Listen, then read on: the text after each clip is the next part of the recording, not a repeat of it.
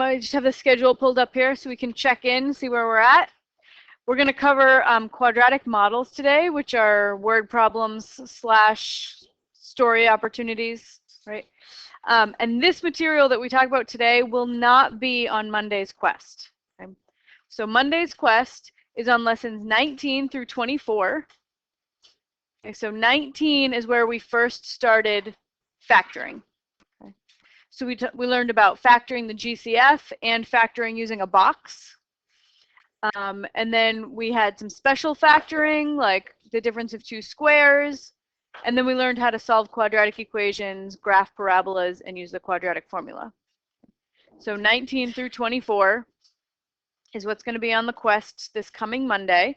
And I just want to remind you, you have a packet, or maybe if you don't still have it, it is in your posted in Moodle, of practice problems for the entire course. So I went through and circled the ones that are going to be similar to things that might show up on your quest. So the quest is Monday. So if you look at each lesson, right, so class 19, right next to it are two problems listed. And those are problems from the practice problems packet that cover the material from class 19. So it's problems 36 through 43 in your practice problems packet. So let's just take a quick look at them to remind you of all the things that could be on this quest. So question 36 is just a bunch of things that say factor, right? So I can just give you some stuff and say factor these. And then 37 is to solve some quadratic equations. And you have 3 techniques that you've learned for solving quadratic equations. One of them is the quadratic formula, and I know a lot of you really like the quadratic formula. On the quest, I will have some problems where you are not allowed to use the quadratic formula. You have to solve it using a different technique. The quadratic formula will be on there also, but I want to make sure that you can solve using the zero product property, right? It's by factoring and then setting each factor equal to 0. With a box, yep. That's the graphing. That's graphing. It's the 6-step method, yeah. So when I want you to solve by factoring, so let's look at maybe D, for example. Let's look at this one. So first you need 0 to be on one side, right? So I would subtract 6 from both sides. So I get x squared plus 3x minus 10 equals 0. And then x squared plus 3x minus 10 can be factored. You can factor it either using a box or whatever your favorite method is of factoring. I won't force you to use a box, but this can be factored, right? So I just copied the equals 0, and then x squared plus 3x minus 10, how can that factor? X plus 5 and x minus 2. If you multiply that out, multiply every term by every other term, the x times the x gives you x squared. The x times the negative 2 gives you negative 2x. And then the 5 times the x is 5x, right? And negative 2x plus 5x gives you the 3x in the middle. And then 5 times negative 2 is negative 10. So we factored that. You might want to use a box to come up with that factorization. Some people need it and some people don't. Some people like it and some people don't. Whatever works for you is fine. And then once you have it factored, then we have a multiplication problem. Right? The answer is 0, which means the only way that could be true is either x plus 5 equals 0 or x minus 2 equals 0. That's the only way you can get 0 as the answer to a multiplication problem, is if one of your factors is 0, one or both. And then you solve each of these, right? Subtract 5 from both sides and you get x equals negative 5. Add 2 to both sides of this one, and you get x equals 2. Or factoring, yeah. 2x plus 7 times x minus 8. Yeah, so this one is already factored for you. So all you have to do is say, okay, I'm multiplying two things together. The answer is 0. So I can just set each factor equal to 0 and solve those two things separately. If it's already factored for you, it just saves you a little bit of work. 2x plus 7. So first I'd subtract 7 from both sides, and I'd get 2x is negative 7. Then divide by both 2, and I get x is negative 3.5. And over here you get x equals 8. Sure, you could leave it as negative 7/2. Yep. And that's completed. Yep. There's two x values that make that equation true. Yes, Alex.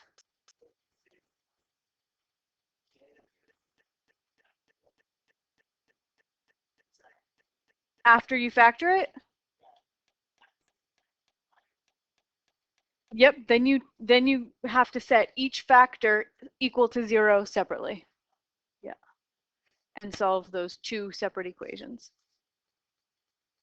So you can use a quadratic formula. You can factor and set each factor equal to 0. That's called the zero product property. And there's one other thing you can do.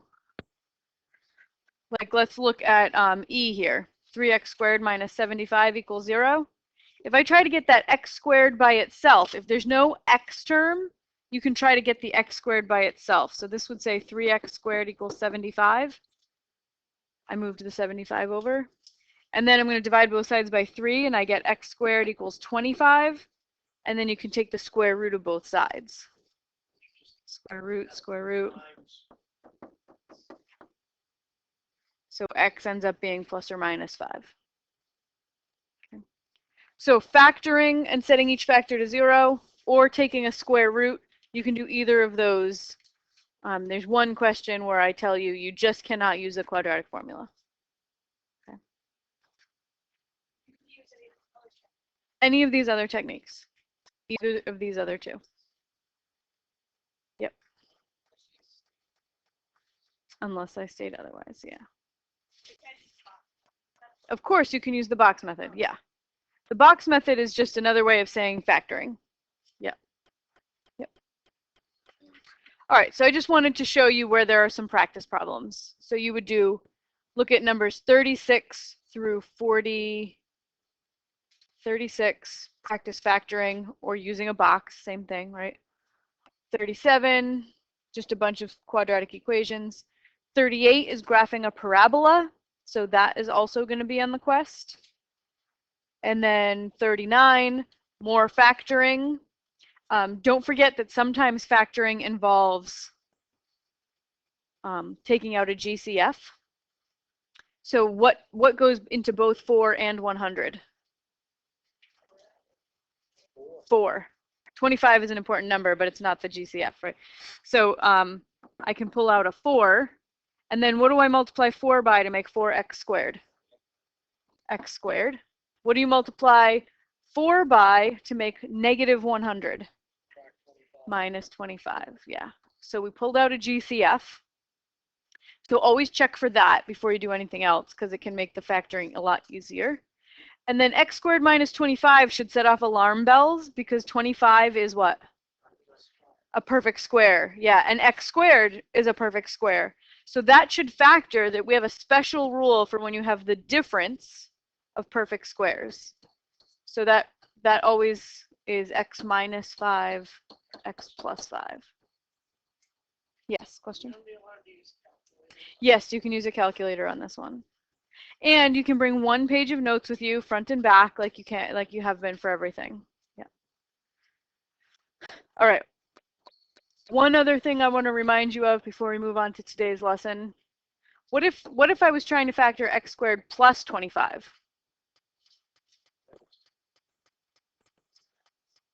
You're going to end up with something in the middle. Yeah, no matter how I try to factor it, I'm going to end up with a middle term, and I don't have a middle term, right? Nope, that's x squared minus 25, right? If you're subtracting perfect squares, that's how it factors. If you're adding perfect squares, there's nothing you can do. This is irreducible.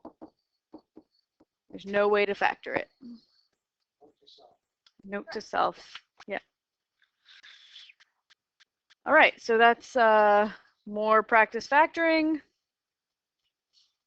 What else? More practice factoring. More practice solving quadratic equations. and more graphing parabolas. So you've got lots of practice for all the things that could be on this quest Monday.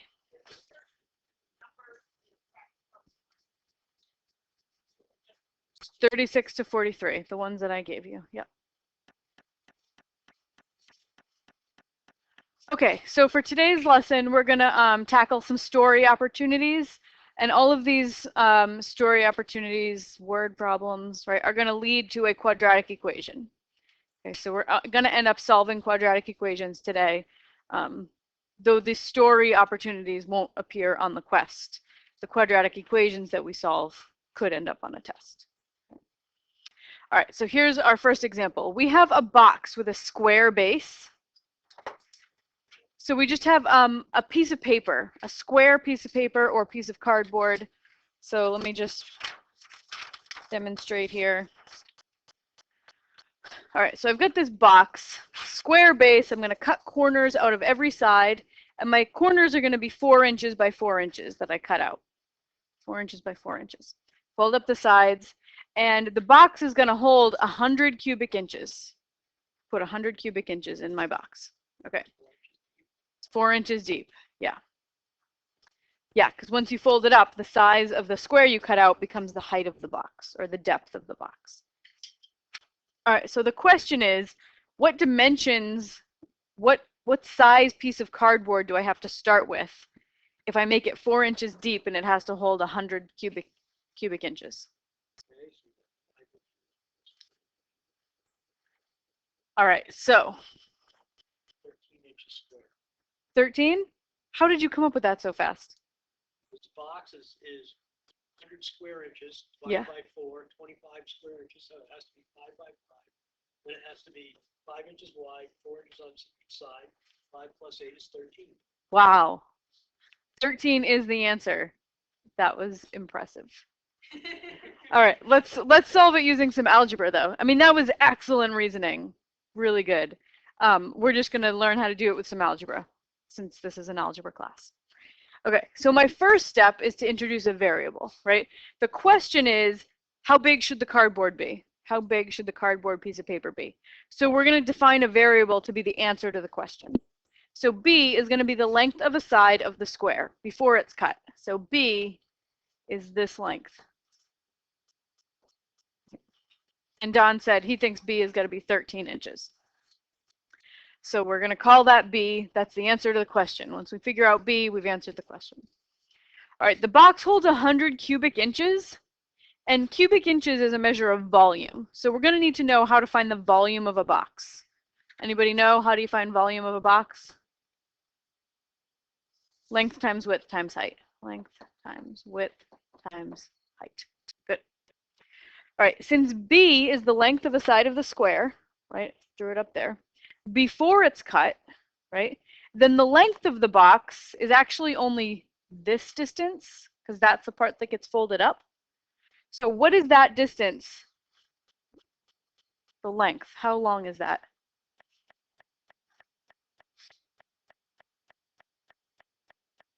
In terms of B, It's B minus 8, yeah, because the whole thing was B, and then this distance that we cut off is 4 inches, and 4 inches on the other end also.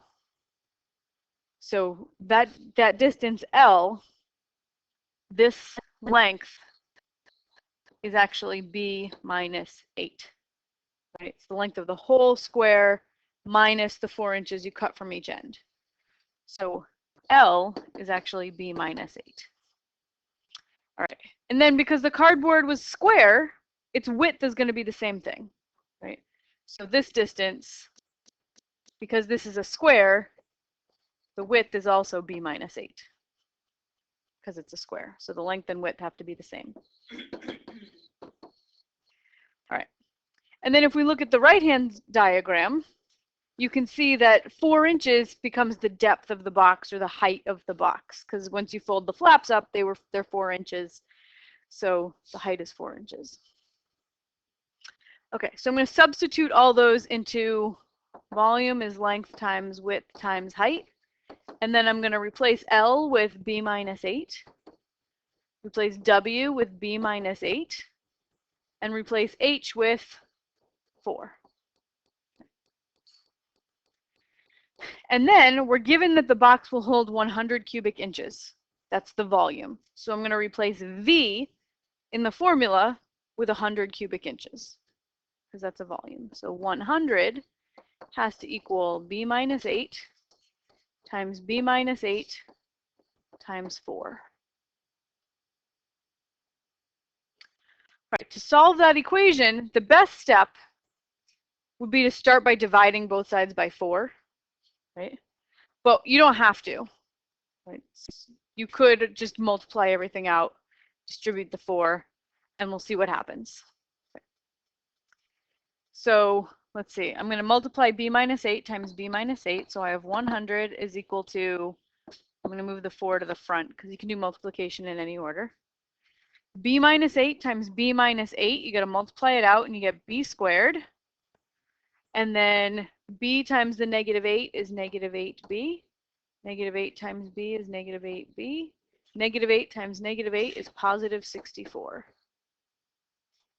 Right? And then I'm just going to combine some like terms there. So I have 100 is equal to 4B squared. Negative 8 times plus minus 8 is negative 16. Times 4 is negative 64B. And then 64 times 4 is 256.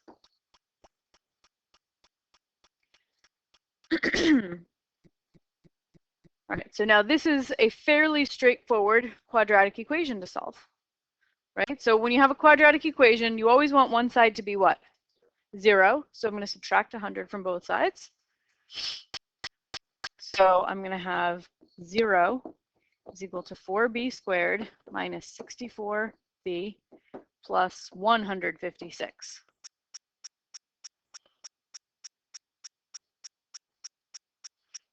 Is there a number that goes into 4, 64, and 156? 4. So I have a GCF. I can factor out a 4. All right, so that means I'm left with 4 times what gives me 4b squared? B squared. 4 times what gives me negative 64b? Negative 16b. And 4 times what gives me 156? 39? Thanks.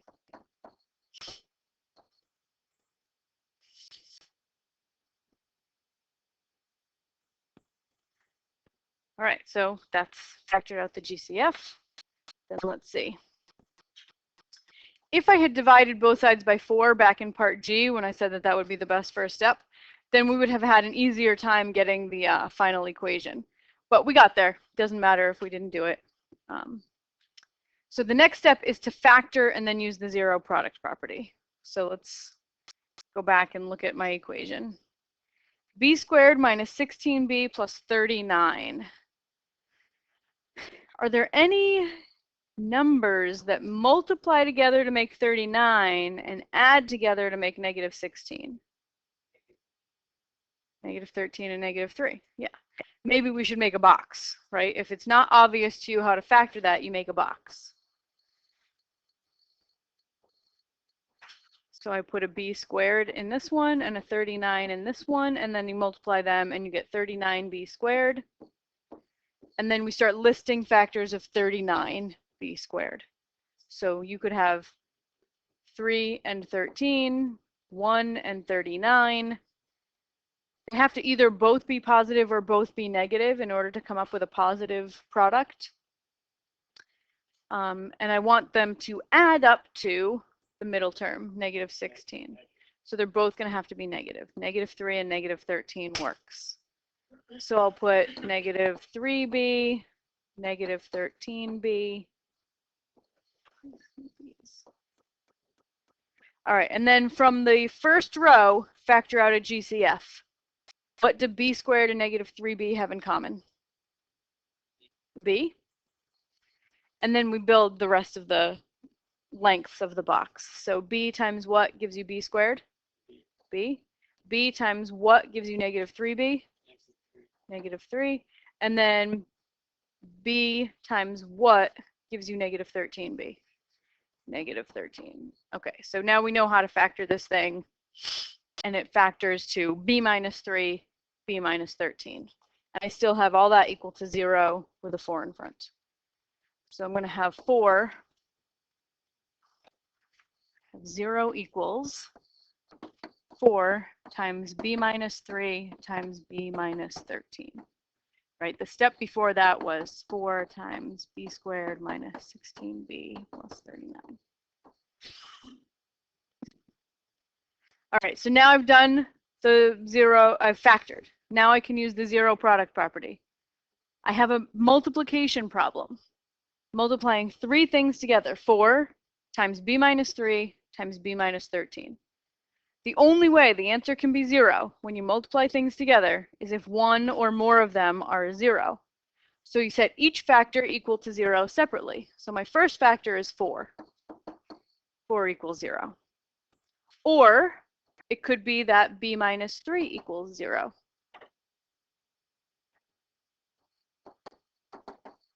Or it could be that b minus 13 equals 0. And then you solve each of these equations separately. Look at the first one, 4 equals 0. Any solutions to that equation? No, this is nonsense. So no solutions. Right. B minus 3 equals 0, that happens when b equals 3. And b minus 13 equals 0, that happens when b equals 13. So we've got 2 solutions, 3 and 13. Yes. Yep. So 4 never left, right? The 4 was right here. And I was trying to factor the thing in parentheses. Yeah, so the 4 just got copied from the previous step. Just came along. Yeah, it's out of the picture in the end anyways. We could have gotten rid of it way up here in this step. I could have divided both sides of the equation by 4. These 4s would have canceled. And 100 over 4 would have reduced to 25. So you could have gotten, yeah, then we wouldn't have to go through factoring out the GCF and dealing with the 4 the whole way through. But if you didn't think of doing this, you'll still get the right answer. Yeah. That's okay. All right, so I have 2 solutions, 3 and 13. But with the story opportunities, you really have to check the viability of both solutions, right? You can disregard the 0 equals 4, it doesn't have any solutions. But we need to check our 2 answers against the reality of the problem. If the original square had length 13 inches, you have to subtract a 4 from each end. That leaves you with 5 as the length and the width of the box, right? Thus, the volume of the box would be 5 times 5 times 4, which is 100, right? So that's what we were told, that we had to have a square that we started with, and it had to hold 100 cubic inches. Okay, so 13 is a legitimate solution. But if b were only 3, right, if the original square had length 3 inches, then when we cut the squares are supposed to have length 4 inches. So you can't cut 2 4-inch squares out of a 3-inch piece of paper, right? Right, so you take 3 inches minus 4 from each end would leave you with -5 as the length of your box, which is impossible. Right? You can't have a length of -5 in the real world. So b equals 3 is not a meaningful solution. It doesn't make sense in the physical reality of this problem. So we just cross it out. And 13 ends up being the only solution.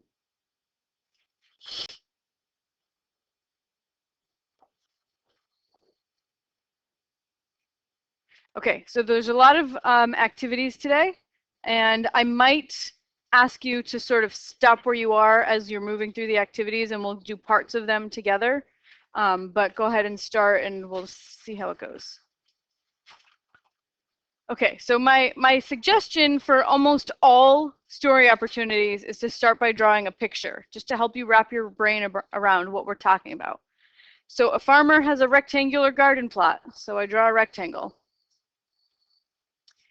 Surrounded by 200 feet of fencing. So that means that if you go all the way around the edge and add these up, 200, right? So let's call this length, width, right? Rectangle has two dimensions, a length and a width. So we label them L and W. So if it's surrounded by 200 feet of fence, that's the perimeter, right? That's the distance around. So I'm going to add up my lengths and my widths. L plus W plus L plus W. I'm just adding these up as I go around. That's supposed to add up to 200. And then I can combine some like terms here on the left, and I have 2L plus 2W is 200. But the problem here is that I have two different variables, right? I only know how to do stuff if I have one variable. So they must have given me some other information. And they told me that the area of this garden is 2,400 square feet. And how do you calculate area? Length times width, right? And they told me that area is 2,400. Okay. So length times width is 2,400. How would I solve that equation for, say, L? By what? Oh no, figure it out, then you're going to divide by it. Actually the perimeter square is 60 by 40. You're answering a way more complicated question than I'm asking. Anyways, if I have the equation 2,400 equals L times W, and I want to get L by itself. You could like divide 2,400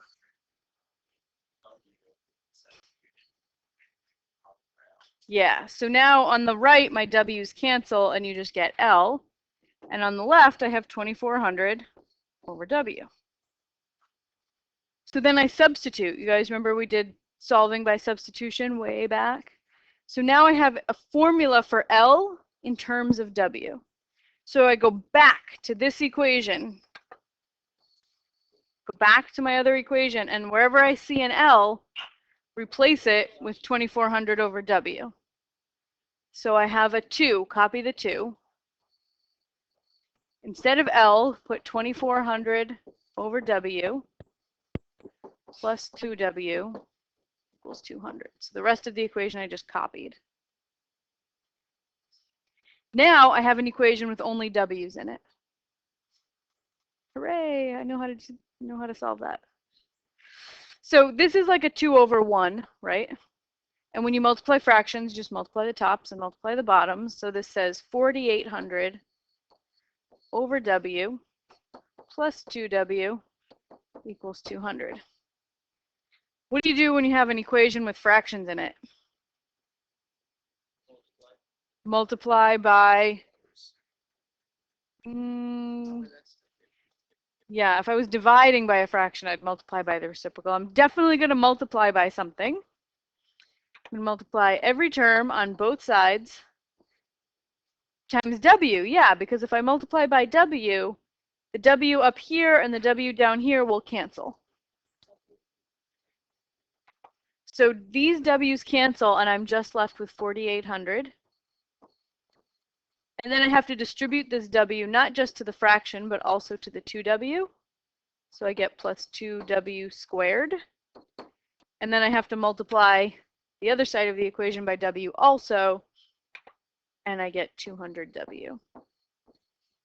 And then this is a quadratic equation to be solved by you.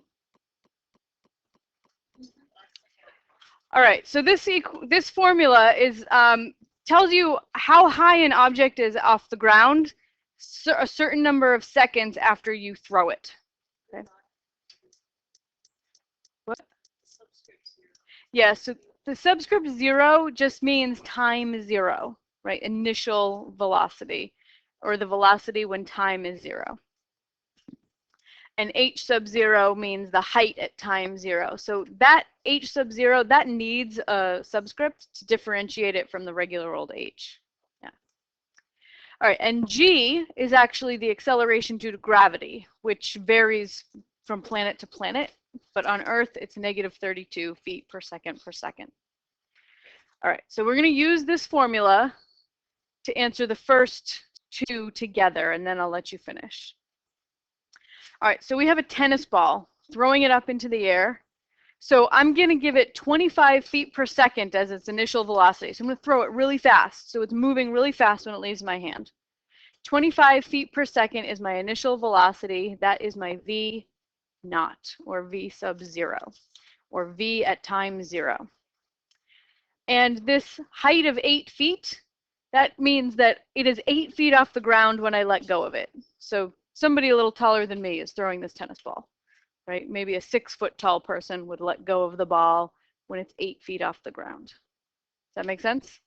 So that's my h sub 0, my initial height of the tennis ball.